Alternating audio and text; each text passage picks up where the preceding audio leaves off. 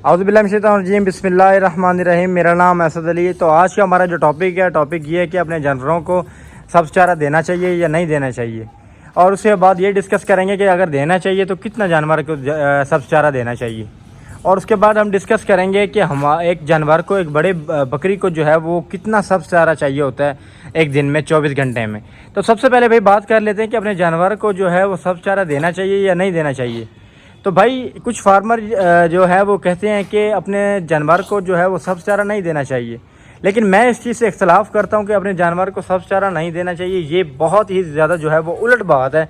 हाँ, आप ये बात कीजिए कि अपने जानवर को जो है वो सब्ज़ चारा कितना देना चाहिए, ये बात तो आप कह सकते हैं, लेकिन ये आप कहें कि जानवर को जो है वो सब्ज़ चारा देना ही नहीं चाहिए, तो भाई ये किसी किताब में नहीं लिखा कि जानवर को सब्ज़ चारा नहीं देना चाहिए। तो सब्ज़ चारा अगर जानवर को नहीं देना चाहिए तो फिर किसको देना चाहिए? इंसान खाएंगे सब्ज़ चारा जो है? आपके लिए या मेरे लिए तो सब्ज़ चारा नहीं बना ना, ये सब्ज़ चारा बना तो जानवरों के लिए बना है। तो भाई जानवर को सब्ज़ चारा देना चाहिए, लेकिन जो इसमें अब है कि कितना देना चाहिए ये एक अलग टॉपिक है, वो उसको हम आगे जाके डिस्कस करेंगे कि अपने जानवरों को सब्ज़ चारा कितना देना चाहिए।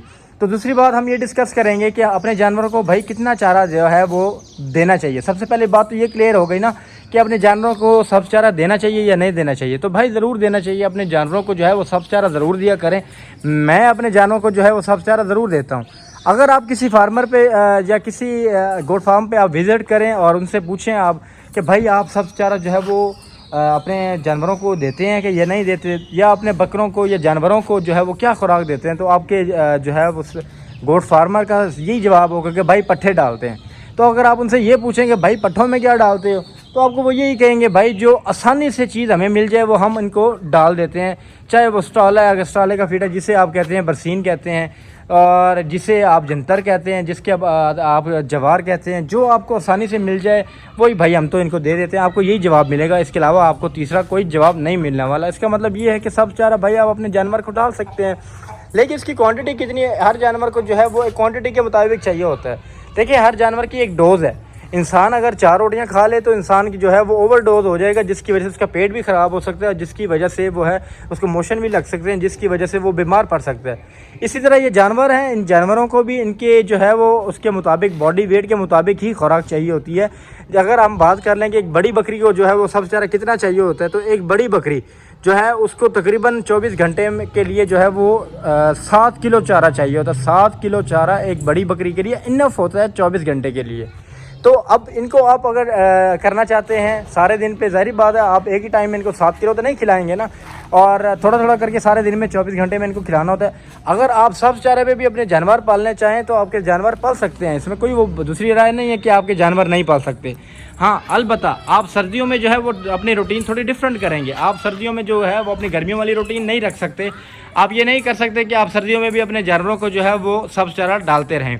लेकिन कुछ ऐसे फार्म्स भी हैं, कुछ ऐसे दोस्त भी हैं जिनके पास मैंने देखा है उनके जानवर जो हैं वो सर्दियों में उनके जो जितने भी जानवर हैं वो स्टॉले पे पाल रहे हैं, जिसे आप बरसीन कहते हैं। भाई वो बरसीन ही डालते हैं और भर भर के डालते हैं, और मेरे सामने की बात है वो खा रहे हैं उनके जानवर, और माशाल्लाह से कोई उनको ऐसा डायरिया नहीं है, कोई उनको लूज मोशन नहीं है, कोई उनको बीमारी नहीं है, कोई बुखार नहीं है, कोई कुछ नहीं है, बिल्कुल ओके हैं वो, बिल्कुल कुछ भी ऐसा नहीं है। लेकिन जब उनसे पूछते हैं हाँ जी भाई आपके जानवरों को क्या कोई बीमारी लगी, उन्होंने कहा भाई कुछ भी कोई बीमारी नहीं लगी अल्हम्दुलिल्लाह। अच्छा, फिर उनसे ये सवाल पूछा जाता है भाई आपके जानवरों जो है उनकी बच्चों की जो है वो मोर्टेलिटी रेट क्या रहा, उन्होंने कहा भाई अल्हम्दुलिल्लाह एक बच्चा भी नहीं मरा। हाँ, अलबत्ता कोई वैसे जो है बीमारी से या कुदरती जो है उसकी मौत आई हो तो वो अलग बात है, लेकिन इस स्टॉले की वजह से या इस सब्ज़ चारे की वजह से हमारे एक बच्चे की भी अल्हम्दुलिल्लाह मौत नहीं हुई। तो इससे मुराद ये है कि आप अपने जानवरों को जो है वो सब्ज़ चारे पे पाल सकते हैं, बिल्कुल पाल सकते हैं, लेकिन आप इनकी तरतीब सेट कर लें। अगर आप सर्दियों में अपने जानवरों को चारा देना चाहते हैं तो भाई उसमें भी आप सब्ज़ चारा दे सकते हैं, लेकिन सर्दियों में जो है वो थोड़ा आप उनको सब्ज़ चारा इस्तेमाल करवाएं। वो इसलिए थोड़ा इस्तेमाल करवाने के लिए कहा जाता है क्योंकि सर्दियों में एक तो ये होता है कि जानवर आप खुली जगह पर बांध नहीं सकते। अगर आप जानवर खुली जगह पर बांधेंगे तो ज़ाहिर बात है धूप निकलती नहीं, सर्दियों में धूप बहुत ज़्यादा कम निकलती है। तो जब आप अपने जानवर खुली जगह पे बांधेंगे तो भाई आपके जानवर को जो है वो हवा लगेगी, और जो आपके जानवर हैं वो फिर उसके बाद बीमार हो जाएंगे।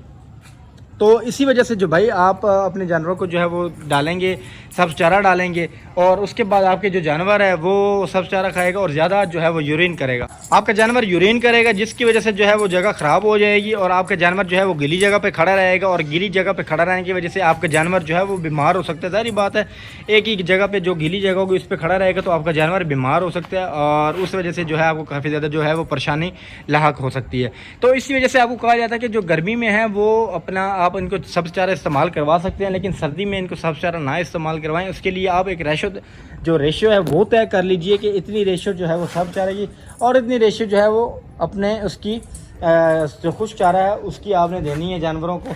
अब आप इनमें डिवाइड कर लीजिए कि जो आपने जो खुश्क चारा है वो आपके जानवर जो हैं वो कितना ही खा लेते हैं। आपके जानवर जो एक बड़े साइज़ के जानवर है, फ़र्ज़ किया हम बात कर लेते हैं कि जो 100 किलो का जानवर है वो अपने बॉडी वेट जो उसका 100 किलो है उसका बॉडी वेट, तो वो 3 किलो जो है वो खुश्क चारा खा सकता है, उससे ज़्यादा खुश्क चारा नहीं खा सकता। हर जो जानवर है वो अपने बॉडी वेट का 3% जो है वो खुश्क चारा खा सकता है, उसके अलावा चारा नहीं खा सकता।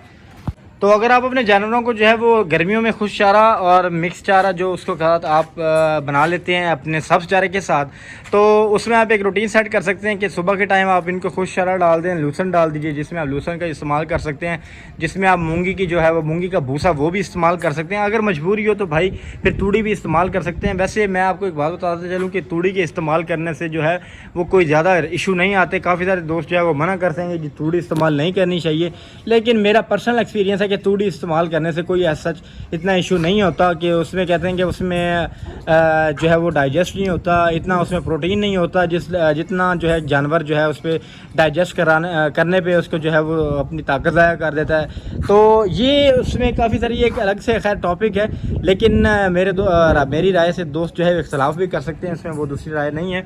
लेकिन मेरी as per my humble estimation जो आपकी जो आप तूड़ी है वो इस्तेमाल कर सकते हैं, इसमें कोई वो नहीं है, मज़ायका नहीं है और उसके भी अच्छे रिज़ल्ट्स हैं और ये एक अलग से टॉपिक है, मैं इस टॉपिक पे भी वीडियो बना दूंगा।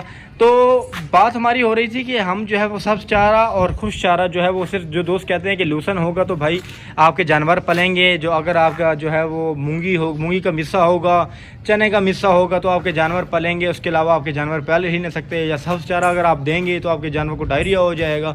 तो भाई इस तरह की सारी कहानियाँ हैं। मैं आपको एक बात बताता चलूँ कि गोट फार्मिंग को जितना आसान, जितना आप उसको सिंपल रखेंगे उतना आप आसानी से इसको लेके चल सकेंगे और उतना आपका जो फिजिबिलिटी जो है आपकी वो मेंटेन रहेगी। जितना आप इसको जो है कश्मकश में लेके जाएंगे भाई उतना नुकसान खाएंगे, सीधी सी जो बात है।